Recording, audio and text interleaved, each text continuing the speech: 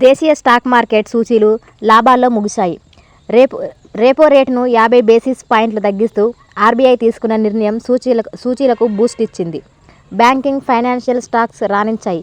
దీనికి తోడు భారత్, అమెరికా మధ్య వాణిజ్య చర్చల్లో పురోగతి, అమెరికాలో మెరుగైన జాబ్ డేటా, అమెరికా, చైనా మధ్య జరగబోయే వాణిజ్య చర్చల్లో సానుకూల నిర్ణయం వెలువడుతున్న అంచనాలు ఇందుకు తోడయ్యాయి. ఈ కార్యక్రమంలో స్టాక్ మార్కెట్ సూచీలు వరుసగా 4వ రోజు లాభాల్లో ముగిశాయి.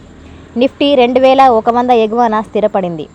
అంతర్జాతీయ మార్కెట్ నుంచి సానుకూల సంకేతాలతో ఉదయం 82,574.55 పాయింట్ల వద్ద లాభాల్లో ప్రారంభమైన సెన్సెక్స్ రోజంతా లాభాల్లోనే కదలాడింది.